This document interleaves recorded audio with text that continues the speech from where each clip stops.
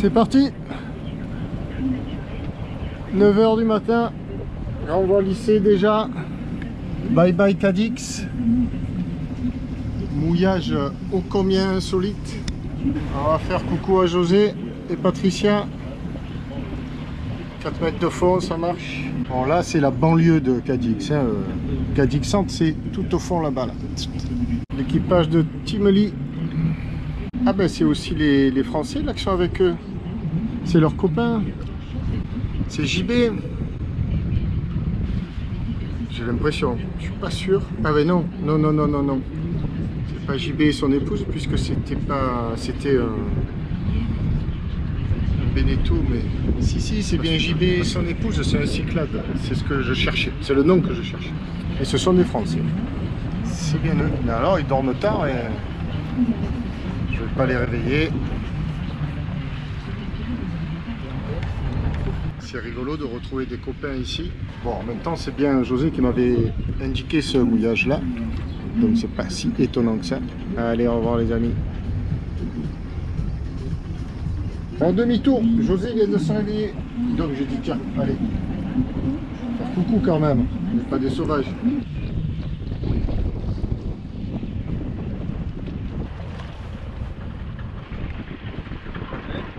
voulez faire un petit coucou avant de partir, mais j'ai dit tout le monde dedans. Ah ouais, je sais pas pourquoi, j'ai pris un bateau avec voilà la Marseillaise, et après j'ai écouté ouais, bah écoute, tu rentres sur Petit à petit. voilà, bah c'est bien, bah écoute... Parceau de plus, ouais. Parceau de plus. Et vous? Nous, on va rester quelques jours. Ouais. Et puis, Salut on Patricia. va quelques jours. Et comment dire, et puis après, on va rentrer aussi chez nous. Eh ben super. Ben, bonne continuation. Bon, bah écoute, c'était un plaisir hein, de... C'était un beau mouillage, tu vois, je t'ai écouté, je suis venu là. Ouais. Là-bas, je m'étais mis un peu plus haut et puis Voilà, bah écoute. nickel. Bonne continuation et puis bah, on reste en contact. Ben ouais, bien sûr. Certainement au Méditerranée l'année prochaine. Ah ben avec plaisir. Ils sont réveillés aussi. Je vais passer leur faire un petit coucou. Ok. Allez, bonne continuation. Ça s'est bien passé sur le Guadiana? Impeccable. C'est chouette, hein? Très bien. Faisait pas trop chaud? Si, le premier jour. Ah. Le premier jour était trop chaud. Mais après, ça a été. Allez, bye bye. À bientôt. Merci pour tout, José. Merci, bah, c'est moi qui vous remercie. Allez, on va dire au revoir à Nirvana aussi. Ben, je passais vous faire un petit coucou d'au revoir. C'est parti, ouais. Par saut de puce. Petit saut de puce, petit saut de puce. Salut JB. Eh ben, allez, c'est parti. Bon vent, et puis ravi de t'avoir rencontré. Également, au plaisir. Si vous passez en Méditerranée, si j'y suis toujours. Bonne continuation. Ciao, ciao Nirvana.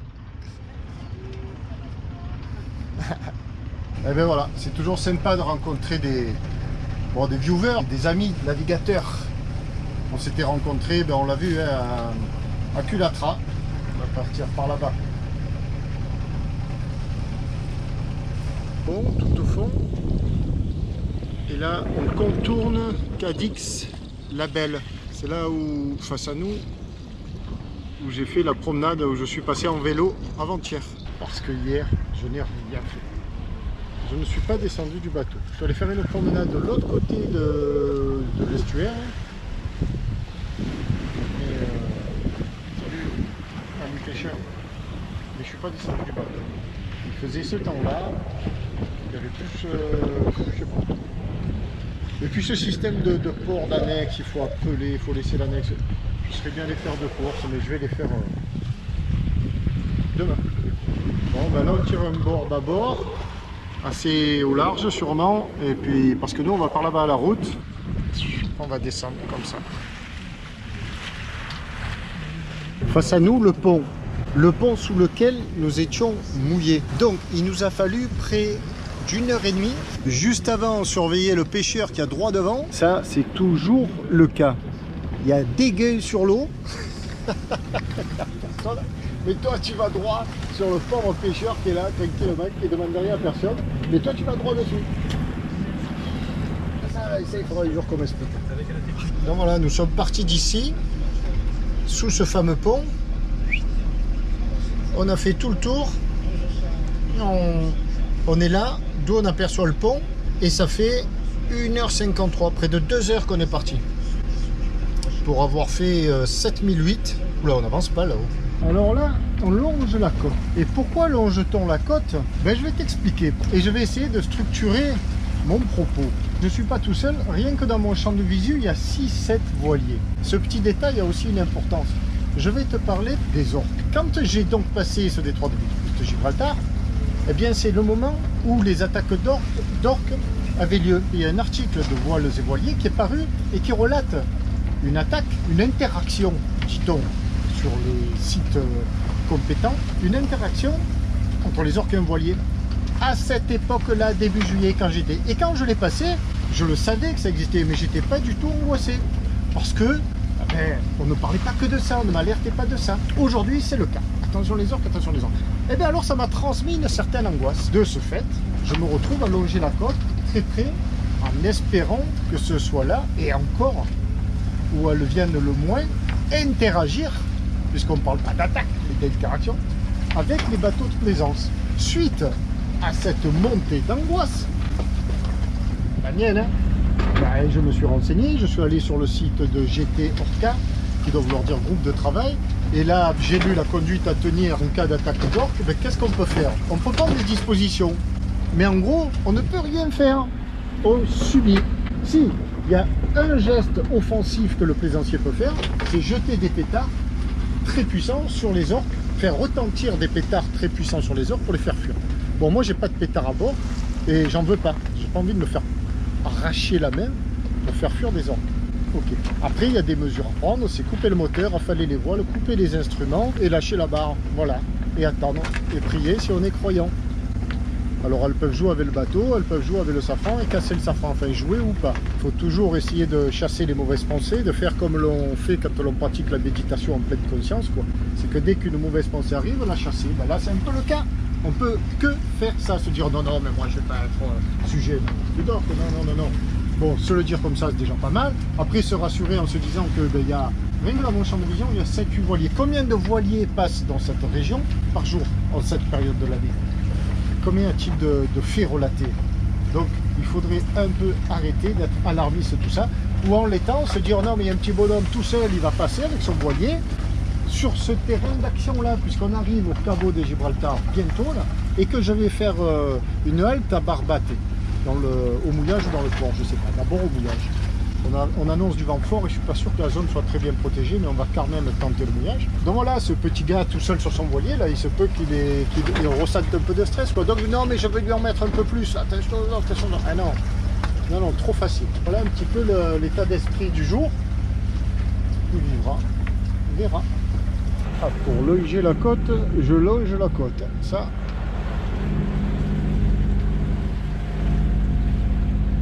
D'ailleurs, je vais passer entre la côte et des récifs couverts, c'est-à-dire toujours recouverts d'eau.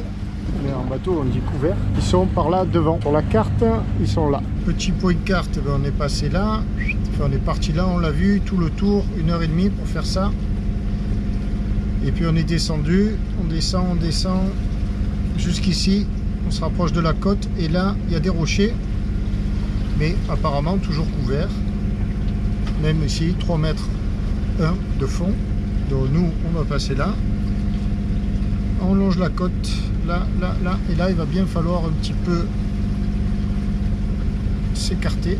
Là aussi il y a des rochers partout, mais on va faire attention, et on va longer là.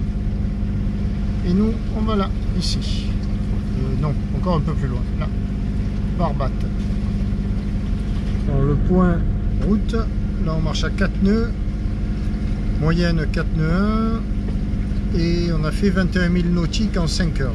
12. La descente continue. Le bateau est dans un état... Il était plein de poussière. Cette nuit, il a plu de la boue. Boue plus poussière, bah, t'as gagné quoi. J'ai nettoyé les passes avant à l'eau de mer ce matin, mais j'ai pas fait le dessus du rouge. Regarde ça là. Impressionnant. Le vent, bah, toujours aux abonnés absents. Il y a de l'air. Alors on a 1500 tours de moteur tout dessus. On marche à 4 nœuds 2. Comme ça. Hein.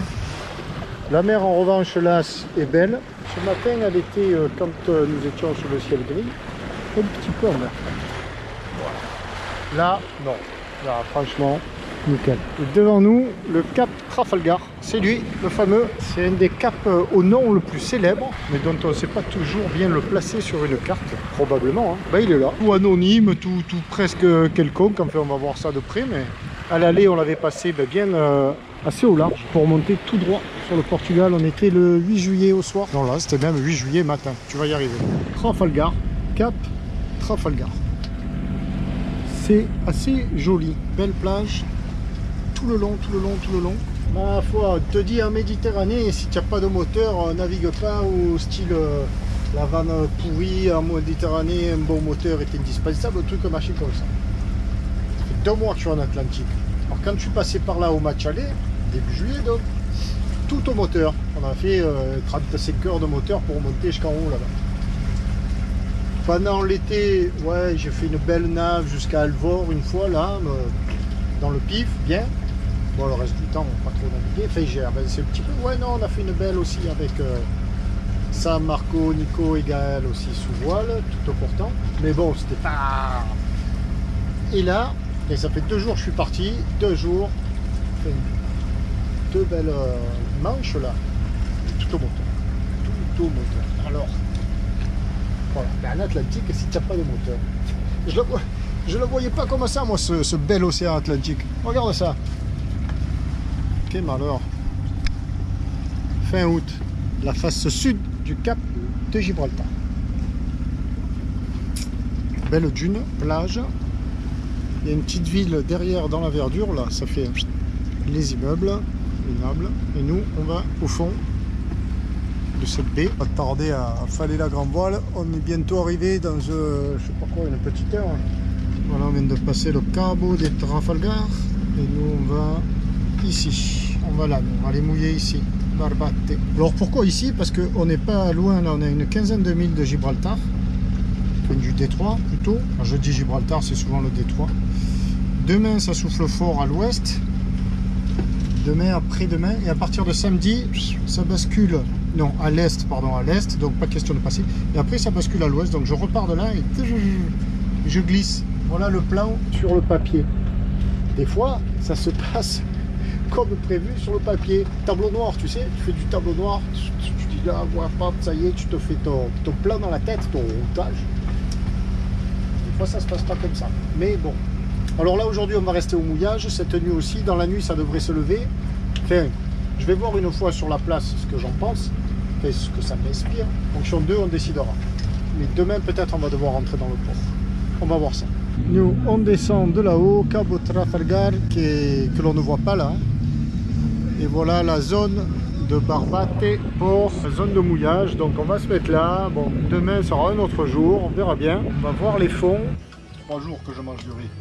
J'en fais un plat monstrueux, je vais faire 600 grammes. Et tous les jours, je me l'agrémente différemment. Ce soir, curry, curcuma, non pas curry, c'était hier, avec du fromage. Ce soir, c'est ail, épices de couscous et curcuma. Voilà. Et beaucoup d'huile d'olive au fond de la poêle, là, comme ça accroche un peu. Bon, enfin bref, c'est le riz.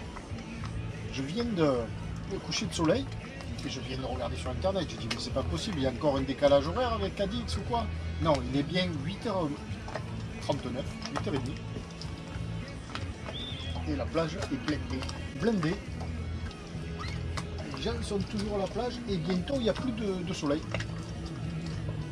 Et on l'entend, on dirait une cour de récréation quand on passe à côté d'une école, d'un lycée, d'un collège. C'est génial. Alors ben, tu m'étonnes qu'il y ait longtemps au restaurant. Ils sont toujours à la plage à 8h30. Alors, ah oui, ben voilà, je renoue avec les mouillages rouleurs. Alors ici, c'est bien protégé du vent qu'il faisait aujourd'hui, une espèce de nord-ouest là. Le vent tombe, il reste une petite houlette, mais 3 fois rien là, résiduelle, et on roule. J'avais oublié, ça fait plus de 2 mois qu'au mouillage, on est à plat. Il est complet.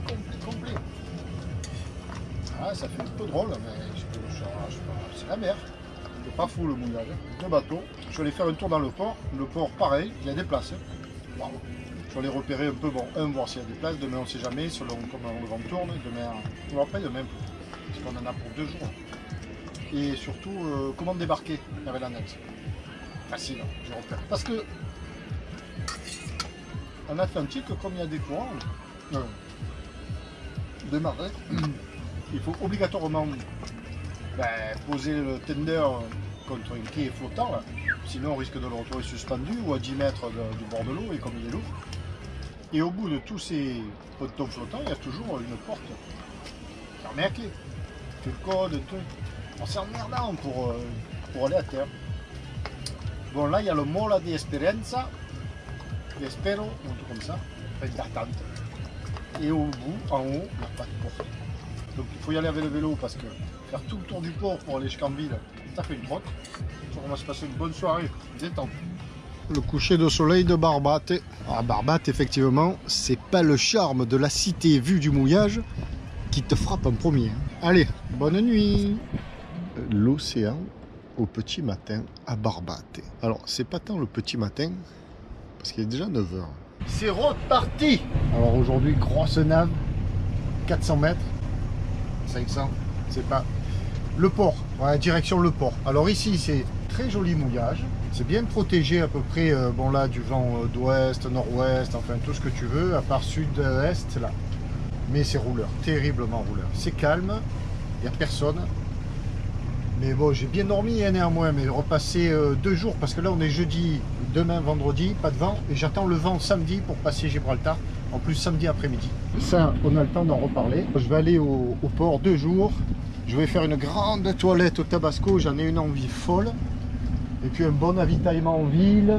Voilà le petit programme. Avitaillement, découverte, visite, vélo, je vais faire du vélo. On va appeler la capitainerie, on va rigoler encore. Si la question est, si tu te demandes, mais pourquoi ne pas passer Gibraltar aujourd'hui? Parce qu'il fait beau. Alors oui, il fait beau. Ici, il y a un tout petit ouest. Mais à Gibraltar, il y a de l'est, est-sud-est. Et assez fort, dans les 15 à 20 nœuds. Enfin, assez fort pour le passer à contre. Alors qu'en attendant 2 jours, ça va le faire au portant. Et je ne suis pas plus pressé que ça. Donc je l'attends. Voilà. Donc, je viens d'appeler. Alors ils me plaisent. Ils me plaisent plutôt. Donc je poursuis. Donc j'appelle. Je demande un poste pour velero, embarcation, barca vela. Il me dit on en a pour des 11 mètres. Ben, ça vous va? Ben, je lui dis quelle est la différence? Oui, ça me va. Enfin, je n'ai pas le choix de toute manière. Et alors elle me dit vous allez à la panne C, Charlie. Et des mots derrière. Je dis je ne comprends pas. Je la fais répéter, je ne comprends toujours pas. Alors un grand blanc, je vais chercher un papier pour noter. Je lui dis, elle me dit vous avez reçu et tout ça. Ben, je lui dis non, j'ai pas compris el numero, el nombre ou el numero. Elle me dit celui que tu veux. Panne C, tu choisis ta place. Alors là madame, grâce Seigneur, ça change des ports où tu es obligé d'aller, et je m'y attendais, hein, au mall d'attente, le mall des pantalons. De Espero et tout ça. Elle a non.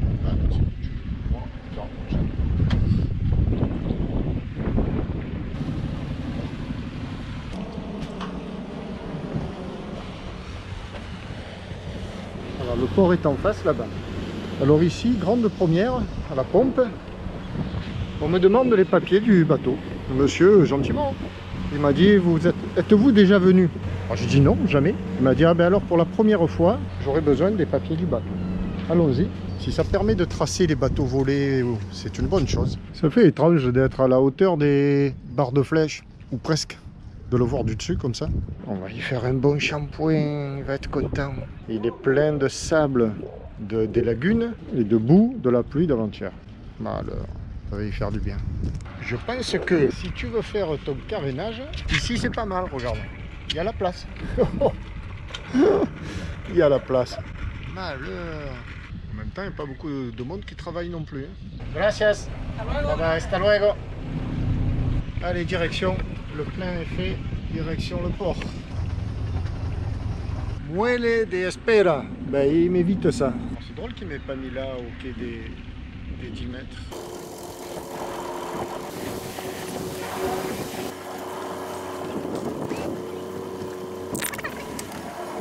Il faut y aller tranquillou.